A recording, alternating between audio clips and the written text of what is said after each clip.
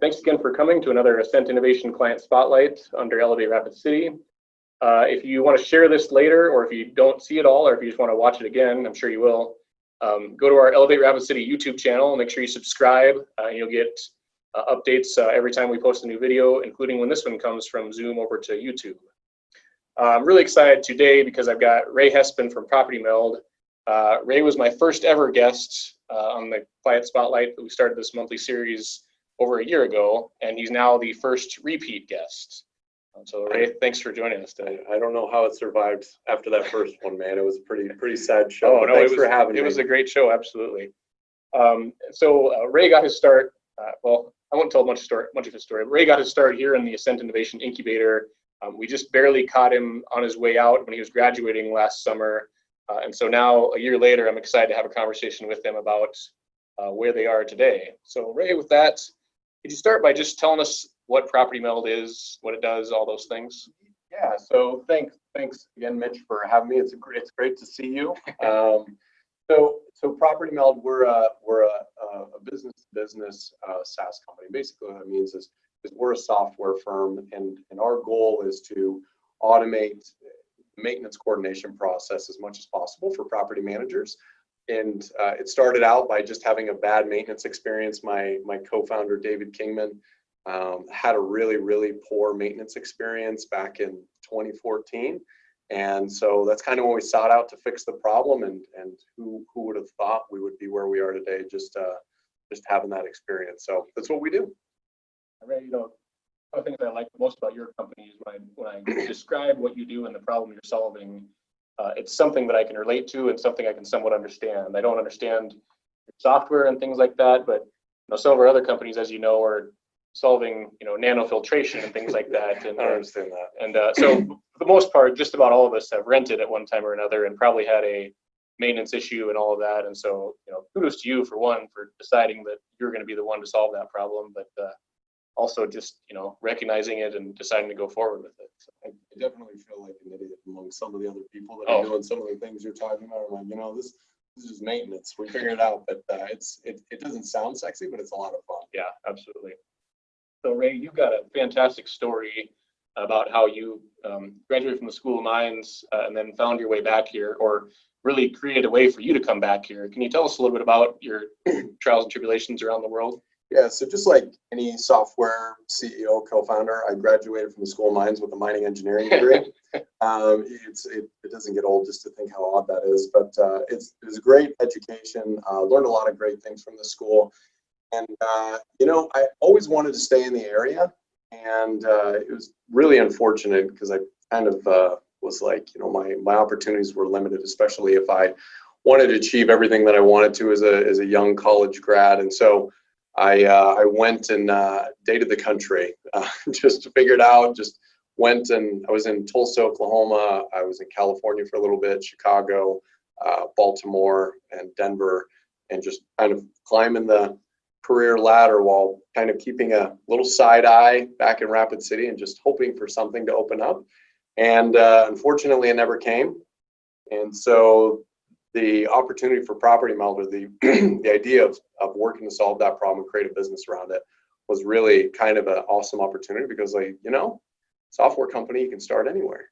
And so we started it when I was in Baltimore, and while we had a little faith in it working, moved to Denver. That was kind of my hedged bet. And then when we really felt like it had legs, it was able to move up to Rapid City and hopefully create the opportunity for people that to stay in a way that I wasn't able to. Back onto the Property Meld side, as I mentioned, you were with us for a short time, a reasonable amount of time, I guess, a year or more. In that time, you grew from 2 to 10 to 25. I'm not sure exactly how many you moved out with, but somewhere around that number. Can you talk a little bit about that, and then also what a year on your own looks like? You're alone and unafraid, or something like that. Yeah. So it's funny because I come back here and it honestly seems like a lifetime, just because startup things move really quickly, and I'm pretty convinced. Time both seems very short, but also seems very long. So it was not very long ago that we were in a 120 square foot office back there, and over time was able to take over 2,000 square feet and kept growing and took over another 1,600 square feet. It was super fortunate to have the opportunity of a building like this that would allow us to do that. Yeah. And just keep growing and expanding in a way that was made sense and cost effective. And then we moved out to an 8,000 square foot place, and now we're even thinking about where we're going next to fill our growth. So it's been, I think in the beginning of 2018, we were 4 people, and beginning of 17 people. Beginning of this year, we were around 35, and so it's been a pretty good growth trajectory. What do you think struck you most, kind of getting out from under an incubator, and what have you found in the past year that was different, or is anything different for you? You take for granted all the awesome things that you all did, just helping us, and not having to worry about the bills, the whatever, the internet going down. I mean, there's a lot of things that when things happen now, it's like, well, one of us has got to solve this. Yeah. So figuring out some of that stuff. Other than that, it's been good, right?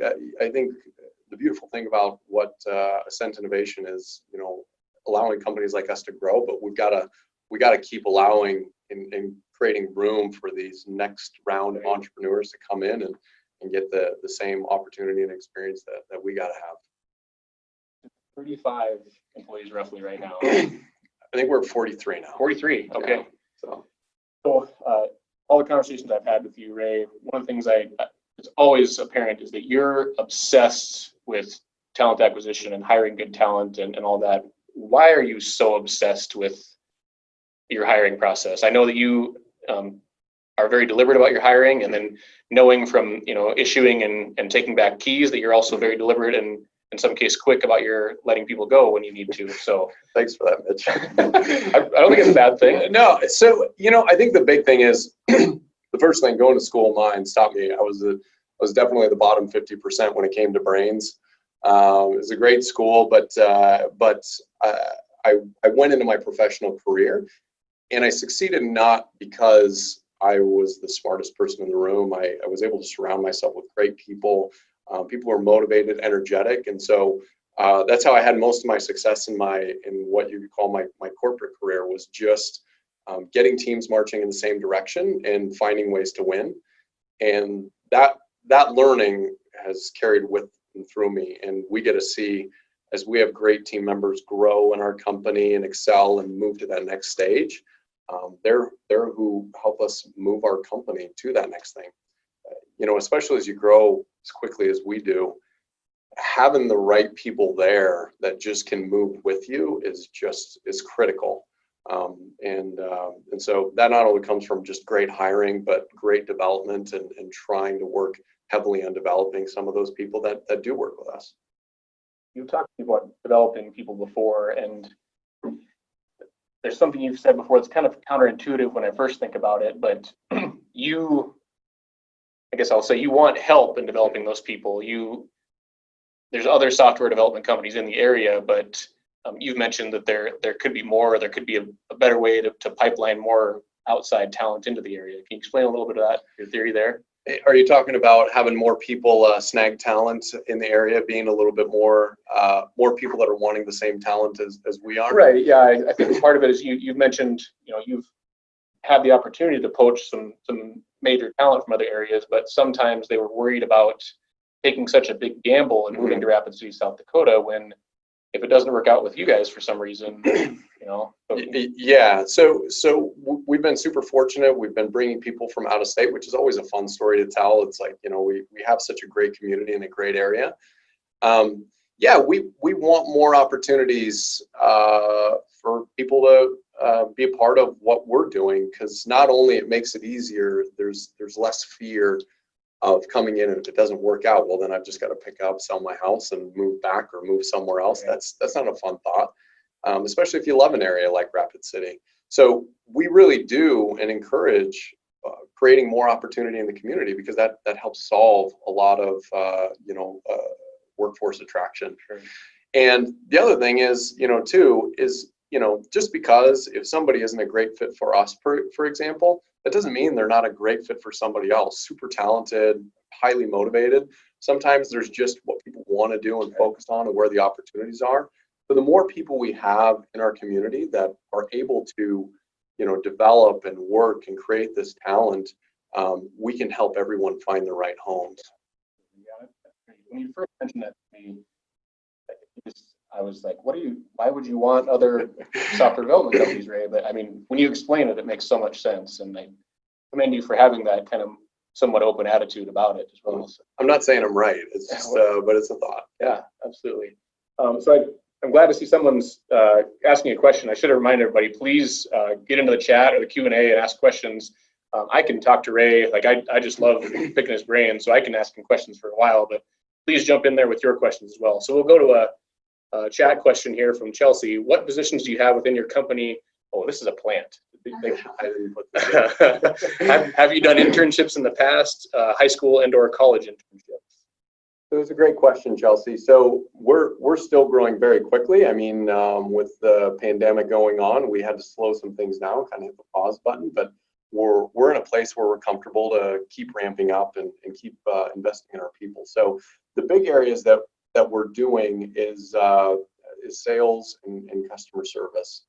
And so there's kind of some opportunities coming in the company that don't necessarily require people to have, immense sales backgrounds or immense customer service backgrounds. But the way we as a company are set up is we want people with the right core competencies, the right values. We want these people that are, they're gritty, love to have fun, enjoy challenge, and are willing to stretch. And we bring them in and train them. And so we've had some great success. We're getting better at it. And our goal is to, the big thing that I've always said for any one of our employees, like we want to increase everyone's share price, your personal share price. When you graduate from Property Meld, whenever that is, you should be more in whatever fashion that is. And so we work pretty hard to make sure that's accomplished. I like that, personal share. So, and you also, Property Meld, you're doing a lot of your work in-house. Like you were doing your own marketing, your facilities management within your own facility to some extent, kind of IT, sales, tech support, all of those. Is that still your way? So. Not me, fortunately, anymore. I used to joke I'm the CEO that hangs TVs and will still fix whatever. But fortunately, we got way smarter people that know how to fix the Wi-Fi if it goes down. So yeah, absolutely. So you're not just a group of software developers over there. You've got a lot of different. Yeah, 100%. I mean, we definitely have things that we focus on in our group. So our development team is primarily remote.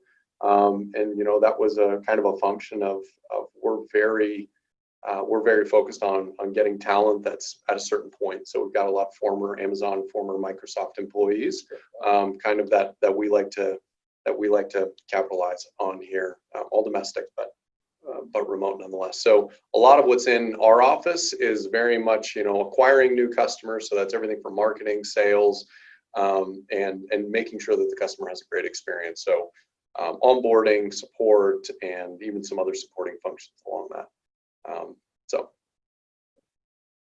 Ray, my friend Rick D, what's the biggest challenge you face doing business here in Rapid City? Hey, Rick. I would think I think we got some things to break in Rapid City. I think one of the most interesting things that I discovered is we've got some maybe some negative feelings because of what's happened. And I'll give you a perfect example. When we first launched a sale, we called it a sales development representative. It was hard to get people to come in. And sales is a fun job, man. It's, even if you're calling people, it's a lot of fun.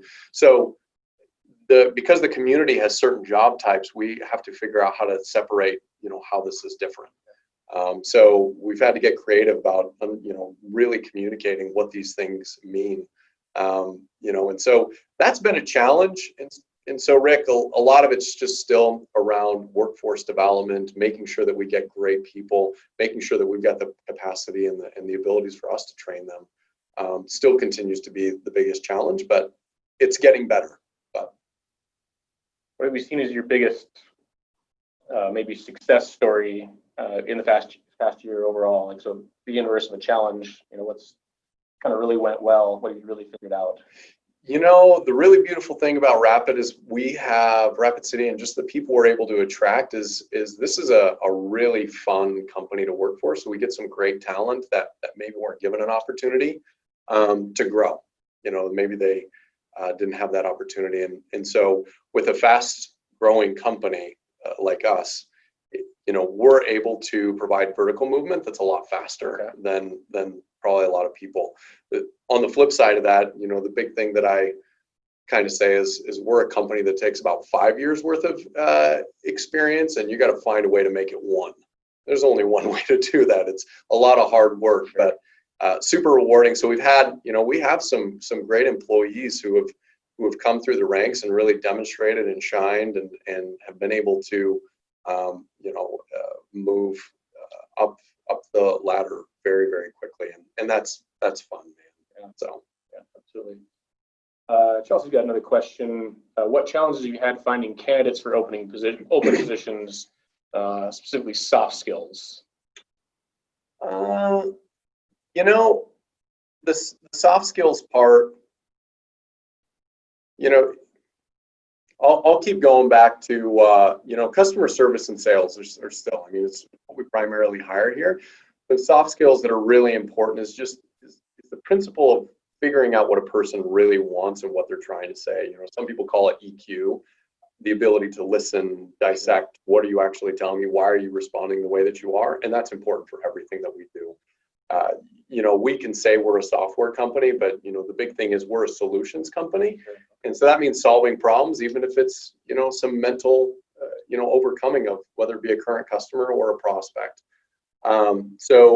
So navigating some of those things of how to identify what somebody's really saying, having some good questions and some conversations to help find out really what's going on. The other soft skills I would say too, is just being willing to take risks and have conversations with people. It's the most, sometimes it's the most difficult thing for some people to do. But if some people get out of their shell and they're willing to have conversations with people, it doesn't matter how you service current customers or potential ones, that is critical to opening up a career path. On that hiring top talent and all that, I know the culture is huge for you. See that in some ways in your physical space. You got some scooters. Your space downtown is really cool just to see. Anytime I'm in there, I'm like, this is a cool place to work. Just the way it looks, and I see on your whiteboards and things like that, little challenges and time trials for the scooters and things like that. We work hard too. Absolutely, but can you talk a little bit about that, about culture and being a good place to work? So I think the funnest thing to do is work with other people who like just solving the problem. It's fun, it's inspiring. It takes something that, if you've ever had that time where you've had that like crunch time and you have to figure something out and you have a group of people that stick their heads down and they figure out how to get it and you walk away, that is beyond fun. So how do you build an entire team full of those people? There's some things that those folks really like. They like being treated like adults. So one thing that we try very hard to do is make sure that if we are doing something, like whether it's a policy or procedure, are we doing it because there's a need for the business, or are we doing it because that's the way it's always been done? I know that when I left my corporate career, and this is such a bad example, but I was running a very large large plant, in charge of safety, environmental, everything else like that, and I couldn't have a beer during lunch. And I know it sounds stupid, and there's plenty of people that don't have beer during lunch, but I felt like it was mismatched. Like I was in charge of so much, yet I wasn't allowed to make these decisions. And that frustrated me.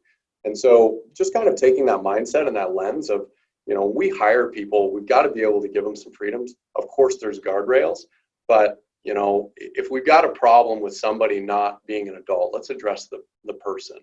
Let's not make everyone suffer because we don't have somebody acting in the way that they should. So it makes it a lot of fun and gives a lot of freedom to the folks. So it makes for a great environment. It's kind of crass, but we had something in the military that we talked about that if one person were to wet their pants, then everybody had to wear diapers. It's kind of the way they always put it, you know. So it is. Okay. Anyway, good segue, right? How about Tessa is going to get us back on track. What are your top 3 goals for 2021? So, you know, we have a bunch of business metrics that we do, but I'll tell you, we really want to focus on growth. You know, focus on getting new customers, focusing on hanging on to them, and identifying those next opportunities that are going to keep taking Property Meld bigger and bigger and bigger. So top 3 goals for the company are those. I mean, I continue to have this thing, and if you'll notice, I keep saying how many people. I love growing a company of people. Like, I love being part of that journey. It makes it fun. You get to work with amazing individuals. And so whatever we've got to do to keep justifying just creating careers and creating opportunities for people. So those 3 things: new business acquisition, hanging on to the customers we currently have, and identifying ways we can to go out into the market to snag more. And we appreciate you know, adding jobs to our community for sure. So keep that up. Absolutely. You know, it's the team. It really is. So let's see, what up next? We've got, what's the biggest thing you've learned as you stepped into a leadership CEO role of your own company? Any surprising challenges? yeah, so I think one of the big things is, you know, I went from the corporate career where I was doing really good and I was really smart and I was able to accomplish this stuff with a lot of structure. And then I went into doing Startupville, was able to get some things going, thought I was really smart. I've gotten my head hit on a little bit by a little bit of the humility baseball bat. You know, and it's really just learning what you don't know and figuring out there's smarter people than you in certain areas. And I think as an entrepreneur early on, like, that's a hard thing to do. You're expected to have all the answers, but there's a point you've got to like grow up a little bit, grow into your next stage. And that's realize you don't. And so that's been really important for me. And I think has been a very positive thing for the company because I'm able to point people in the right resource instead of struggle to find the answer that maybe I shouldn't be giving. So. Very interesting. I like that. Yeah. Another question. From a small business owner's perspective, what are the 3 most important things we can do as a community to attract other businesses like Property Meld? Rick, I will tell you, I have a sneaky way of snagging talent to the Rapid City area. It's getting them here and letting them live here for a little bit, and then they fall in love with the area. I think there's something incredible about this community that makes people want to be here. I know when I lived here and went to school, that's what I had to do is give opportunities. I think the really cool thing that being part of this and being part of this growth story is telling the story that it can be done. You know, I mean, that's a big thing. I think there's a lot of question marks. Can we start and grow a fast growing software company? And the answer is yes. So now as a community, we've got to give more of those stories, not just B2B software company, but what about manufacturing companies? What about other, you know, some of these kids with great ideas that can start a brand new company and thrive. So we've got to keep helping support each other, and it's a bit philanthropic in terms of time, but we got to make more success stories because I think it demonstrates that it can be done and it can be done really well. Being in the Midwest has some phenomenal advantages, and we just got to overcome together some of those, you know, those scary obstacles that maybe some of these other community or these other companies might be looking at and wondering if they can overcome. You know, Rick, you are an important success story in exactly that realm. I'd like to ask you, we've talked about this a little bit before, but, you know, we're a very conservative area, politics aside, but conservative in our mindset, and, you know, still probably very old school or old fashioned in that, you know, you graduate from high school and you either go to college or you get a job and you work there for the next 30 to 40 years or something like that. And so it seems to me that there's still some mentality of entrepreneurship is pretty scary, you know, in terms of, you know, for my son or for my neighbor or something like that. I won't go as far as like anyone's trying to sabotage, but just like we tend to seem like we don't support it up front because it just seems so risky, and we worry about our own kind of taking that. You see that, or? So, the big thing for me is I'm I grew up here, so I grew up in Wyoming. I mean, I'm cut from that cloth, but I think it comes down to a mindset that's not so much how we're maybe putting these people in a box. We need to get them thinking about how it's an investment. The big thing, and one of the beautiful things about state of South Dakota is no state income tax. Sure. I love that. And so the only way that we can do that is continue to invest into things that are going to drive jobs, that are going to get sales tax, and do these other things economic development wise. Sure. And so we've just got to, I think, maybe just reword it a little bit to these folks and say, this is not about taking money and just putting it here and hoping something happens. It's like, hey, do we like living in a great area? Do we like not having state income tax? Well, this is an investment in that sort of thing. It's having these jobs here. Oh, here we go. Ray, I knew this was going to come up. Hesitant to even ask this question because I'm worried that Ray is going to jump on the table or something. How has the pandemic changed how you are doing business? So, man, I mean, one of our core values as a company is agility. So, while there was very reasonable and anticipated, what's going on, we were able to hit the pause button a lot what we were doing.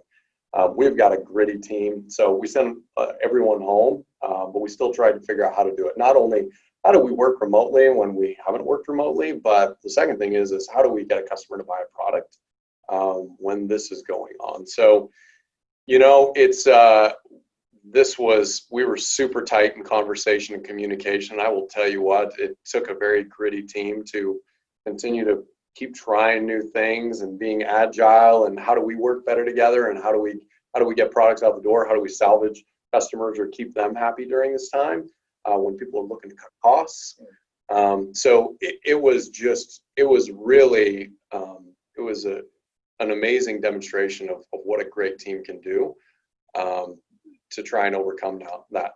Now, fortunately, I'll tell you, I'm really glad that at least we're seeing the end of the tunnel. We've started bringing people back into the office in a phased approach, and it's been great. So we learned a lot. I think we got to go through that process, and it wasn't fun. Hit a little bit of a pause on our growth, but we're back at it and running. But it was hopefully a playbook we don't have to build for anything again in the future in our lifetime. So yeah, that made me think. I asked you questions about having a fun work environment and all that, and that had to be tricky to not be allowed to be in that environment and figure out a new way to be a fun working environment. I bet you had some good video calls. Maybe maybe we'd like to see one of those. I guess I call it death by Zoom, man. It's it's a challenge. I personally I believe in the ability to be around somebody and transfer energy. Meaning, if they're excited, I can be excited, right? Just because they are. And so when you eliminate that, you lose some of it. Or if you're in front of a video screen for 10 hours a day, it can be killer. So we did have to get creative, but I think the majority of the team is really, and just seeing kind of the energy and the excitement has really been improved after people are able to. Yeah. But we're trying to figure it out. We're doing these virtual happy hours and things like that. But we got through it. Yeah. So, yeah. Rick's got another great question. How important are wages in your ability to hire? I think, Rick, it's a great question. I think just in general, one of the competitive advantage of being in the Midwest is the ability to hire more people than you would be able to, say, if you were in the Bay Area. And I brag against my friends that are over in the San Francisco, the Bay Area, and just talking about my dollar per square foot and what I'm able to do. And I can throw a lot more resources at a problem than they can. So it's a supreme advantage. And the great thing and what that means for employees is if we're able to do the right things to go and make more money, we're able to expand the company and create more opportunities. That's vertical movement. So it's super helpful for a business that's able to do that, and it in turn impacts the ability for the employees to progress vertically. Sure, absolutely. Chelsea wants to know, do you encourage your employees to do community involvement activities? It's a great question, Chelsea. So, prior to everything going down, we've started thinking about how do we get better at that? Figuring out some different events that we can do. Obviously, the pause breaks. The pause kind of happened, and we're just trying to figure out how to do things. But I'm sure as more people are getting comfortable with being around other people and just what's happening in the world, those conversations will be restarted. But I think we've got a great group of people. They work well not just because they love doing what they're doing, but they're purpose-driven folks. And so that's got different outlets in life, and one of those is getting involved in something that is having an impact outside of themselves, which is really cool. I try to keep track of you and your team and Property Meld and social media and things like that. And one of the first things that struck me was that there appears to be an entire community of businesses, at least similar, maybe property management or property maintenance. I've seen you involved in conferences, and you had something where you had some sort of grilling competition quite a while back and things like that. Then I've also seen you more recently look to be kind of positioning yourself or maybe your team as maybe a thought leader in your industry. Can you talk a little bit about that and why you've seen that as important to kind of, in terms of advocacy and different things like that? So I'll kind of take the first part. It's a lot of fun. Property management is surprisingly, I know most people sit there and go, what is it? Is it sexy? But they're a fun group of people, and they're enjoyable. They're good. They're hardworking. They're people. Most of them have built their business. That's what they've done. So you can relate with them, and not just they're just super personable, great people. So the grilling competition you're talking about, I know what you're going to ask. Did I win? Yes, I did. Oh. But yeah, it was down in Phoenix. I'm pretty sure we had a grilling competition, one of the national conferences, and there's just a lot of trash talk that goes on about cooking, and I love cooking meat, and so anyways, yeah, we came up with this fun thing. I would say I didn't come up with it; they asked me to participate in it, and it was a blast. But yeah, it was great. The second part about being it is one of the really fun things, and why this industry is so fun is because we get to apply our data, our knowledge, the things we glean off of it, and it becomes a science. It's so cool. You can sit there and go in data and realize, across the U.S., that you got to get repairs done in a certain period for this type of repair, or you get statistical likelihoods of not getting renter satisfaction. And our ability or our desire has always been to impact and automate for the better. And so we have all this information that nobody else has, and it's fun to share it and get feedback on it and how people see it. And it just really sharpens, the old saying, iron sharpens iron. We're throwing the numbers out there and the information out there and just watching the community react. So it's a lot of fun. Yeah, I'm sure it's up in your new building.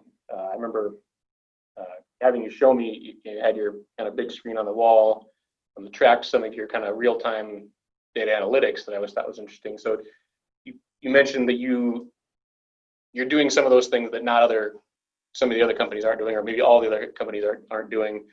Can you give us maybe a couple examples of what you're tracking and how it affects your team and all that, I guess? So there's a lot of books on what to measure and making sure people know what's important. It's really fun as a group or a team to set a goal and get a watch you marching towards it.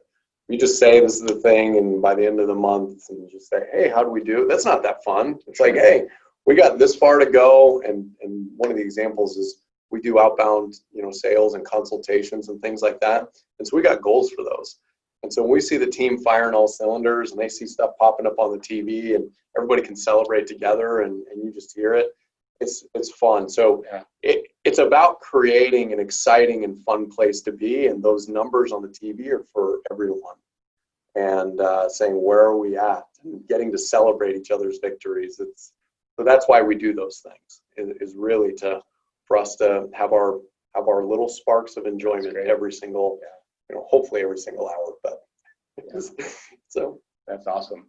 Keep the questions coming, everybody. I've got a few more, but I want to hear from you. Ray wants to answer other questions besides the things he's answered for me several times before. So I'm not getting it yet, but I'll eventually keep writing it down. Ray, Ray, I'm going to give you a kind of a curveball here. If you were king for a day of the small business ecosystem, or just how small businesses are ran and policies and things like that, what would you change if you could change kind of one thing related to small business ownership or development?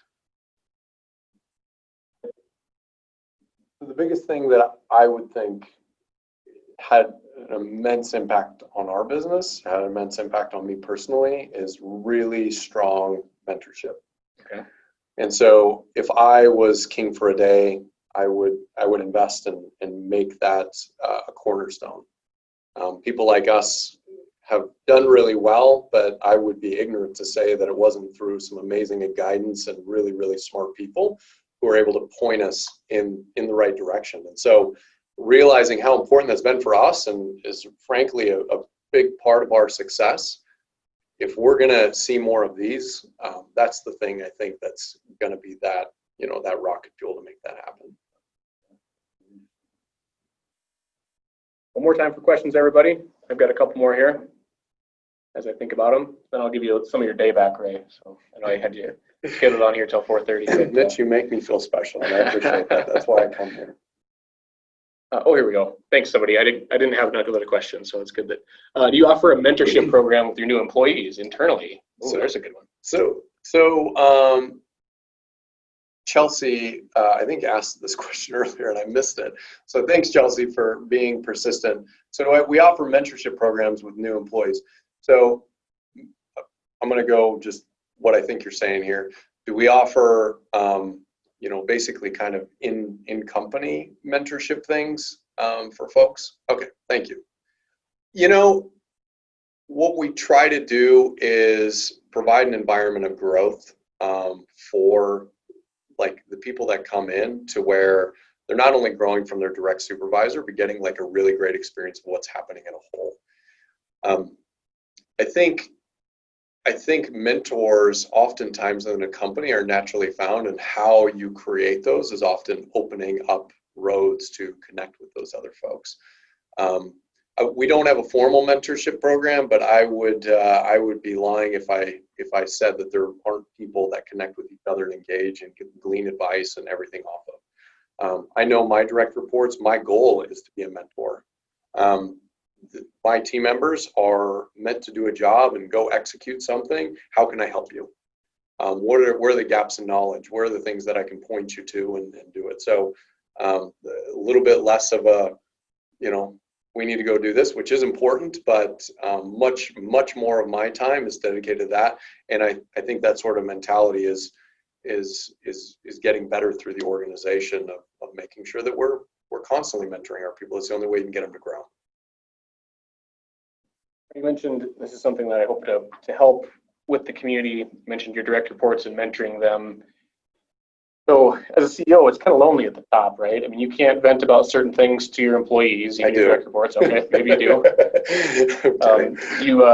Certain things. You can't vent about certain things to your spouse, your wife, because she doesn't care, probably, or yeah, okay.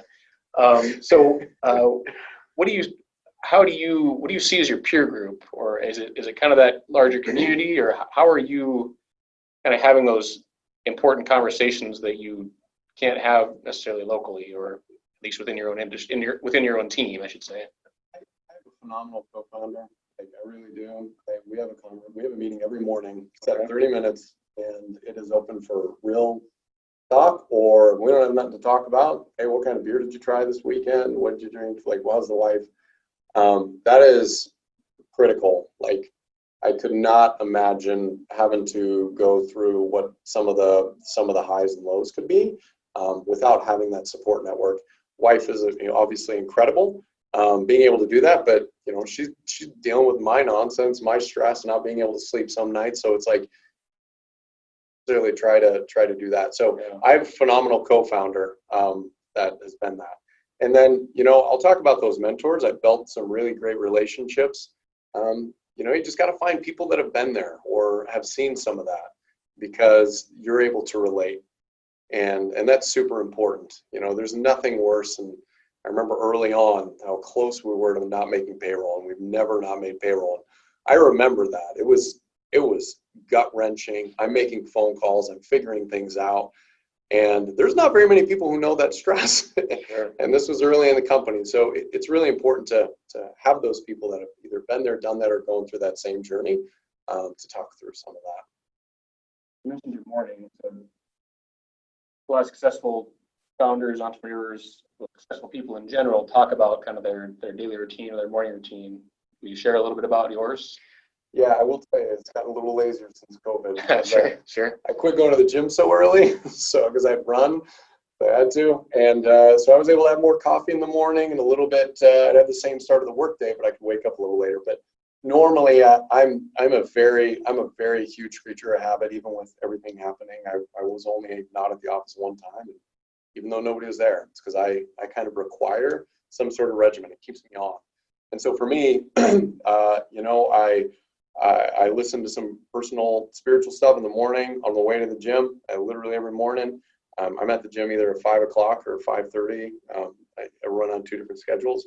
I work out for an hour, shower there. I'm at the office usually either at 6:30 or 6, you know, closer to 7.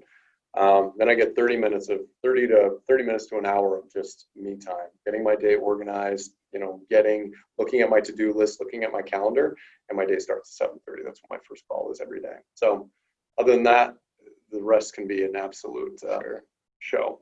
Yeah, that's awesome. I'm struggling for sure lately with routine and COVID and kids and things like that. But yeah, it's definitely powerful. So thanks for sharing that. That's quite a routine actually, and kudos to you for sticking to that. So what keeps me sane. Rick, I knew you'd have another question. You said last He question. did say last question. It wasn't his last question. I love Rick's question. 2 questions from Rick. What does marketing Property Meld look like? Why did you ask that?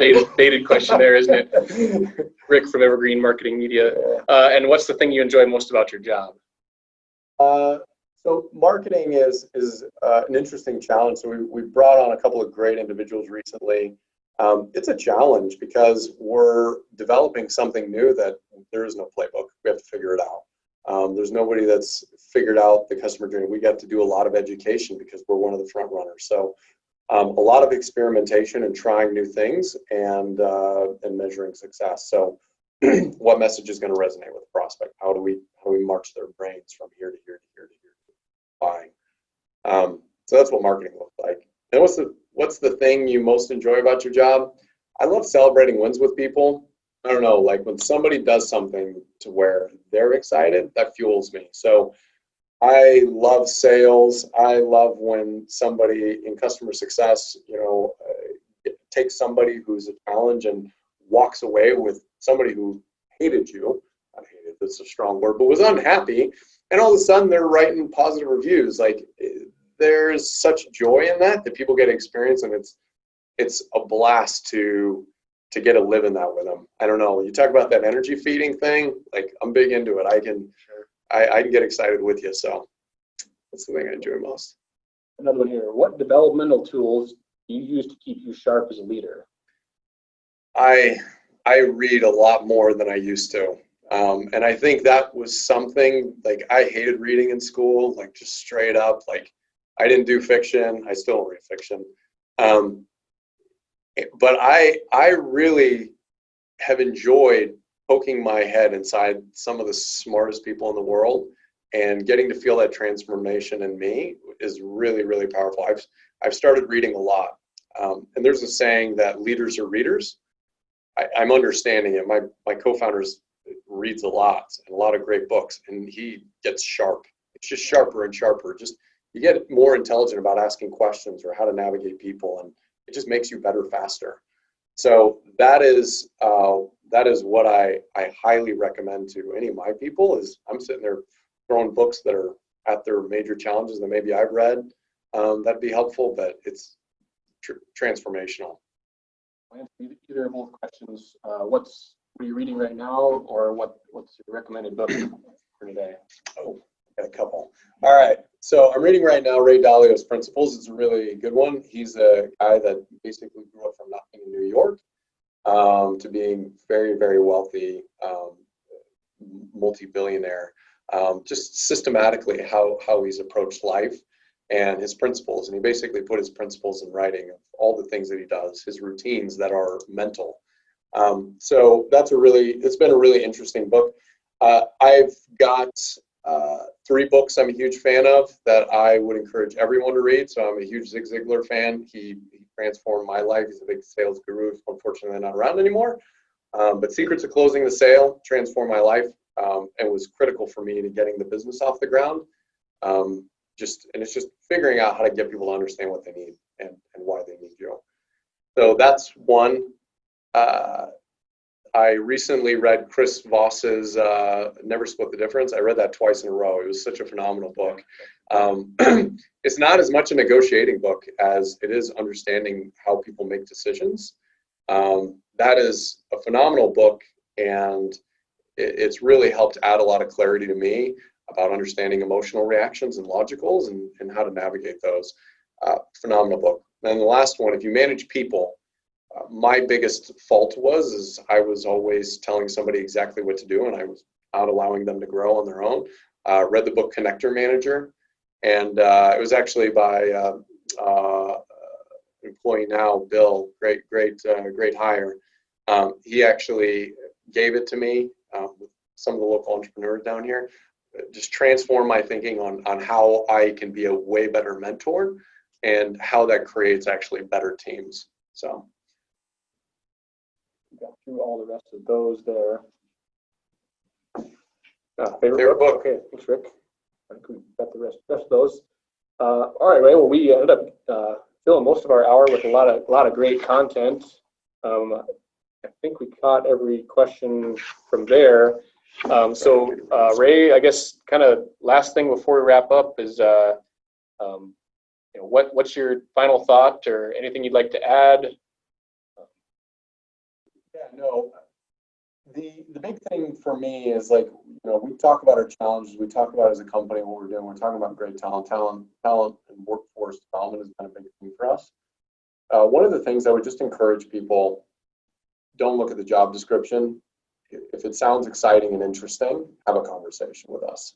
I think there's even a posting in our careers.propertymeld.com. But if you don't know what you want to do, but you just kind of want to see how you potentially fit in, you can actually apply for the role of see how I fit in or something like that.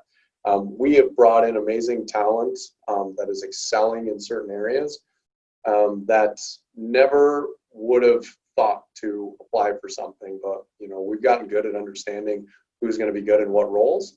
And so I would say to those out there who are interested in just being part of something big and working with a great company, check us out there and talk to our team and check out our place and our building and just see, there's no harm in it. So your careers website one more time, a little slower. careers.propertymeld.com. That's Meld, M-E-L-D. Yep. Can you tell me about that real quick? I can. What's the deal with the Meld? So real quick, I'm known not from the good ideas, but recognizing good ideas. Okay. So my business partner, which seems like eons ago, we're trying to pick a name for the company. You want to pick it with property and something with property so that people know. But you got to figure out one that you can get a domain name for. And so we were looking, Meld was an interesting one. Melding is actually meaning to combine different components. I think it's even specifically melding. And the way Property Meld is, we combine all these different parts to get maintenance to flow really efficiently. So we started with Property Meld, and the really cool thing is we actually use that as a verb, kind of like Google does. Just Google this. You don't submit service issues on our platform, you submit Meld. So that's how it came to be. So that's what Meld came from. And then just to learn general info about your company, it's propertymeld.com. Yep. If anybody wants to check us out, propertymeld.com. All right. Well, Ray, thanks again. And what a great conversation. Really enjoyed our time. So if you want to check this one out again or share it with your friends, or check out the other webinars, it's Elevate Rapid City YouTube site. All of the other information elevaterapidcity.com. You can go to our resources page to find out upcoming trainings. If you want to know more about the incubator, you can go to ascent-innovation.com. And then, of course, propertymeld.com to learn more about today's conversation and all that. So thanks, everybody, for showing up. Thanks for so much engagement and all the questions. Made me have to tap dance a lot less. And one last time, Ray, yeah, thanks so much. This was great. So,